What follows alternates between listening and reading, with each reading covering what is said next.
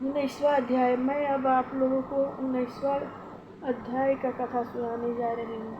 तक्षक द्वारा मृत्यु सुनी किन्नोयन समराय, किन्न कृपा सुखदेव जी दियो कथा मृत्यु प्यार। प्रेम से बोलिए सुख संकादी की जय, 88 देसी गण की जय, धरती माता की जय, ज्ञान वैराग्य भगवान की जय। सूजी बोले जब राजा परीक्षित अपनी राजधानी में पहुँचे और वहाँ महलों में जाकर जब उन्होंने अपने मुकुट को उतारा तब उन्हें ज्ञान उत्पन्न हुआ और बोले, ओह मैंने घोर पाप कर डाला। नीच पुरुषों की भांति मैंने निरपराध ब्राह्मण के कंठ में मरा हुआ सर्प डाल दिया। वे परम तेजस्वी ऋषि थे, मैं दुर्बुद्धि के कारण उन्हें नहीं पहचान सका। वे अपने भजन में समाधिस्थ थे, मैंने उन्हें ढोंगी समझकर उनके साथ दुर्व्यवहार किया। अथवा कोई घोर विपत्ति मेरे ऊपर आने वाली है, क्योंकि आपत्ति काले विपरीत बुद्धि। मैं तो यह चाहता हूँ कि उस पाप के प्रायश्चित में मुझे अवश्य कोई कठिन दंड मिले। मैं तो सदा ही ब्राह्मणों का सेवक और उनका आज्ञा पालक रहा हूँ, किंतु आज न जाने मेरी बुद्धि पर क्या पर्दा पड़ गया। जब राजा परीक्षित इस प्रकार पछता रहे थे, उसी समय ऋषि समीक का भेजा हुआ एक शिष्य राजा के पास आया और बोला कि आपको ऋषि कुमार ने यह श्राप दिया है कि तुम्हें आज से 7वें दिन तक्षक सर्प डसेगा। ऋषि के वचन सुनकर राजा परीक्षित प्रशंसा से उठ खड़े हुए और बड़े आदर के साथ उन्हें बैठाकर बोले, ऋषि कुमार ने श्राप देकर मेरे ऊपर बड़ी कृपा की है। मैं भी यही चाहता था कि मुझ पापी को उस घोर अपराध के लिए कठिन दंड मिलना चाहिए। इस प्रकार समीक ऋषि के शिष्य से अपने अपराध की क्षमा याचना करके उसे विदा किया। तत्पश्चात राजा परीक्षित ने अपने भविष्य का कर्तव्य निश्चय करके अपने समर्थ पुत्र जन्मेजय को राजतिलक कर दिया। अपने संपूर्ण राजसी वस्त्राभूषण को त्याग कर केवल चीर धारण करके आमरण अनशन व्रत लेने के लिए गंगा तट पर बैठ गए। उन्होंने अपने संपूर्ण नगर निवासियों तथा रनिवास की स्त्रियों और कुटुंबियों को तथा राजा जन्मेजय को अपना अपना कर्तव्य भली प्रकार समझाकर विदा कर दिया। तत्पश्चात अपनी समस्त आसक्तियों को त्याग कर अनन्य भाव से भगवान कृष्णचंद्र के चरणों में ध्यान लगा दिया। जब राजा परीक्षित के राज त्याग और अनशन व्रत का तथा श्रृंगी ऋषि के श्राप का वर्णन सब ऋषियों मुनियों ने सुना तो वे अपने अपने आश्रमों से शिष्यों सहित राजा परीक्षित के दर्शनों के लिए गंगा तट पर पधारे। वहाँ पर पवित्र अत्रि, वशिष्ठ, चैमन, शारदान, पराशर, अंगिरा, भृगु, परशुराम, विश्वामित्र, इंद्र, प्रमद, तथ्य, मेधातिथि, देवल, मैत्रेय, पिपलाद, गौतम, भारद्वाज, और्यकंड, अगस्त, देवर्षि, नारद, भगवान वेद व्यास आदि सभी बड़े बड़े 88 सहस्त्र ऋषि तथा मुनिगण वहाँ पधारे। राजा परीक्षित ने सबका यथोचित समयानुकूल सत्कार किया और उन्हें बैठने के आसन दिया। तब उन्होंने उनके चरणों की वंदना की और कहा, आज मैं महान भाग्यशाली हूँ कि मुझे अनायास ही देवतुल्य संपूर्ण ऋषियों के दर्शन हुए। मैंने अहंकारवश ब्राह्मण का अपराध किया है, यह मेरे लिए अति खेद की बात है। मैं पाप रूप हो गया हूँ। इसी कारण भगवान ने अति कृपा करके मुझे अपने चरणों में लेने के लिए ऋषि कुमार से श्राप दिलाया है। यदि ऐसा भगवान न करते तो मैं संसारिक मोह जाल में मकड़ी की भांति फंसा रहता। उस श्राप के कारण ही मैं संसार से विरक्त हो गया हूँ। मुझे तक्षक के डसने तथा मृत्यु का कोई भी भय नहीं है। मैं चाहता हूँ कि आप लोग भगवान की अमृतमयी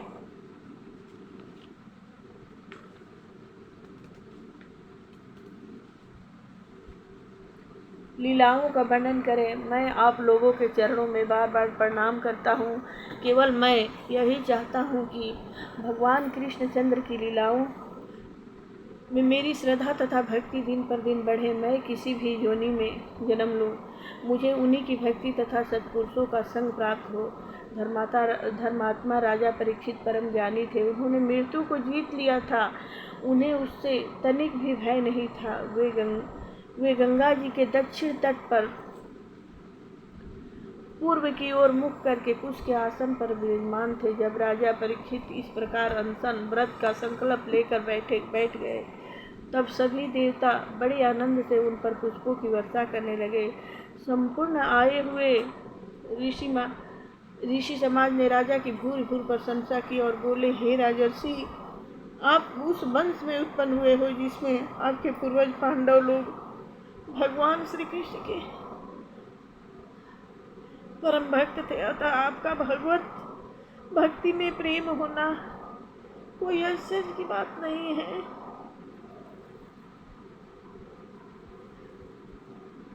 हे प्रभु, शिक्षा करिए दीनानाथ।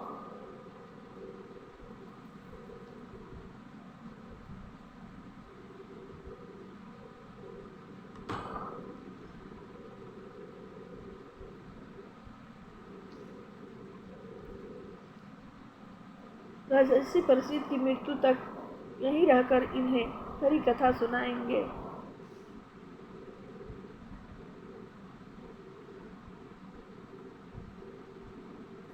तब ऋषि लोग ने आपस में यह निश्चय किया कि राजर्षि परीक्षित की मृत्यु तक यहीं रहकर इन्हें हरि कथा सुनाएंगे। ऋषियों के ऐसे मधुर वचन सुनकर राजा परीक्षित अति प्रसन्न हुए और बोले, हे महात्माओं, आप सभी परम ज्ञानी तत्ववेत्ता तथा भगवत परायण हैं। मेरे ऊपर कृपा करके मेरे कर्तव्य का निश्चय करा के मुझे वह सुगम मार्ग बताइए जिसके करने से मैं भगवान को प्राप्त कर सकूं। अल्पवायु वाले प्राणियों के लिए सभी दशाओं में विशेषतः मुझ जैसे शीघ्र मरने वाले के लिए शरीर व अंतःकरण से कौन सा कर्म करना चाहिए। राजा परीक्षित जब इस प्रकार संपूर्ण मुनि समाज में प्रार्थना कर ही रहे थे, उसी समय स्वेच्छा से विचरने वाले परम ज्ञानी जन्म मृत्यु से रहित व्यास जी के पुत्र सुखदेव जी वहाँ पधारे। वे परम योगी बहुत से बच्चों तथा स्त्रियों से घिरे हुए थे कि उनके शरीर पर कोई वस्त्र नहीं था। वे अवधित भेष में थे। उनकी अवस्था सैकड़ों वर्ष की होते हुए भी सदा 16 वर्ष के ही से प्रतीत होते थे। उनके सभी अंग प्रत्यंग सुकोमल तथा सुकुमार थे। उनकी आकृति अति सुंदर, नेत्र विशाल, नासिका ऊंची तथा कान बराबर थे।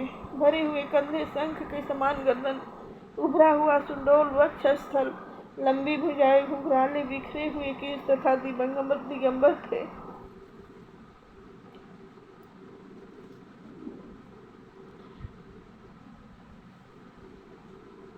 उनका यौवन आकर्षक था। वे स्त्रियों के मन को अपनी मधुर मुस्कान से सदा चुराते थे। जब ब्रह्मज्ञानी सुखदेव जी वहां पधारे, तब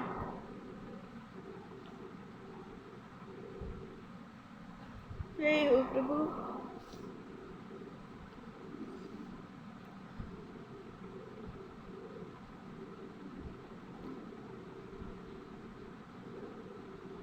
वे स्त्रियों के मन को अपनी मधुर मुस्कान से सदा चुराते थे। जब ब्रह्मज्ञानी सुखदेव जी वहां पधारे, तब उन्हें देखते ही संपूर्ण ऋषि लोग उठकर खड़े हो गए।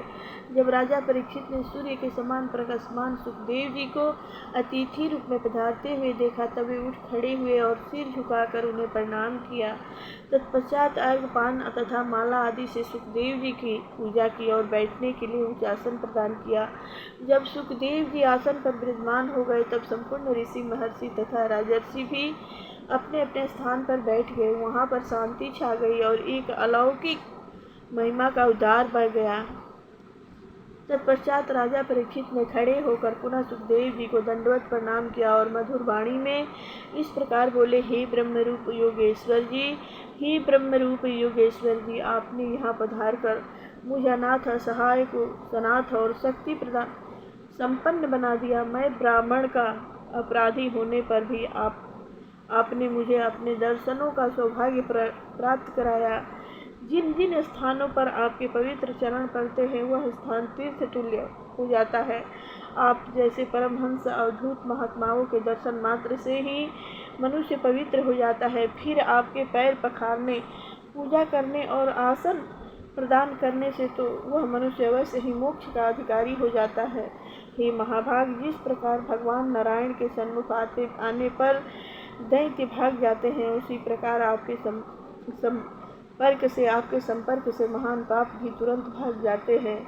आपने परम ज्ञानी पांडवों का वंशज समझकर मुझ पर परम अति कृपा की है। यह सब भगवान कृष्ण की ही कृपा है, जो आप जैसे आत्मा में रमण करने वाले सिद्ध पुरुष के दर्शन मुझे अनायास ही प्राप्त हुए हैं।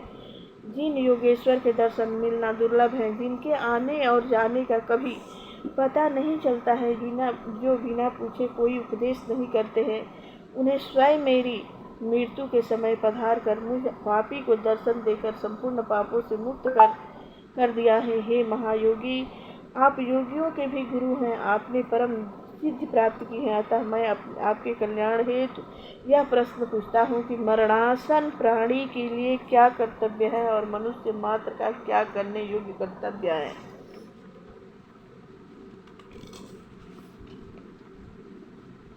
मृत्युग्रस्त को किस कथा का श्रवण, किस देवता का जप अनुष्ठान, मरण तक भजन करना चाहिए और किन किन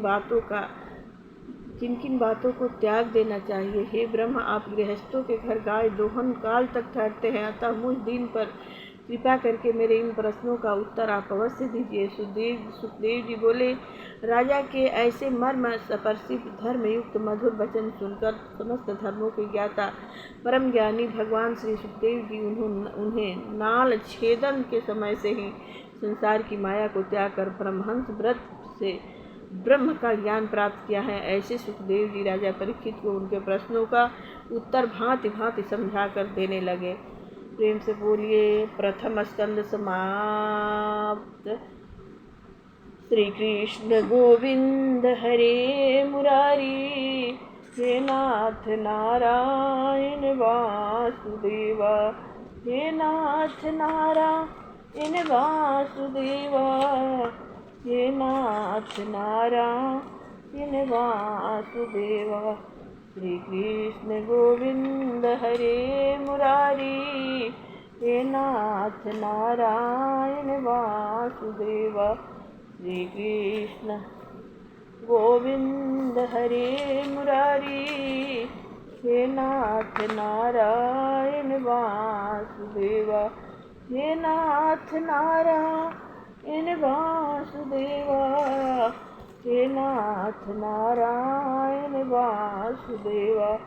श्री कृष्ण गोविंद हरे मुरारी, आरती बाल गोपाल की कीजे, आरती मंगल में कीजे, अपनो जन्म सफल कर ये, आरती गुरु चरणन की कीजे, अपनो जन्म सफल कर लीजिए। आरती भक्ति माता की कीजे, अपनो जन्म सफल। आरती गोपी कृष्ण की कीजे, आरती राधे कृष्ण की कीजे, अपनो जन्म सफल के। श्री यशोदा के परम दुलारे, बाबा के अखियन के तारे, गोपिन के प्राणों से प्यारे, इन पर प्राण न्यौछावर कीजे। आरती बाल गोपाल की कीजे, अपनो जन्म सफल कर लीजे। बलदाऊ के छोटे भैया, कनुआ कही कही बोलते मैया, कर्म मुदित मन लेत गलैया, यह छवि नैनन में भर लीजे। आरती बाल कृष्ण की कीजे, अपनो जन्म सफल कर लीजे। तो तेरी बोलन मधुर सुहावे, सखन माध्य खेलत सुख पावे, सोई सुकृति जो इनको धावे, इन पर सर्व अर्पण कीजे। प्रतिबाल गोपाल इन श्री राधा बैरी कुंवर कन्हैया, ब्रिज जन को नवनीत खवैया। देखते ही मन लेत चुरैया, यह छवि नैनन में भर लीजे। आरती बाल कृष्ण की कीजे, अपनो जन्म सफल कर लीजे। प्रेम से बोलिए मंगलमय भगवान की जय हो। जय जय। प्रथम अध्याय। अब मैं आप लोगों को द्वितीय स्कंध का,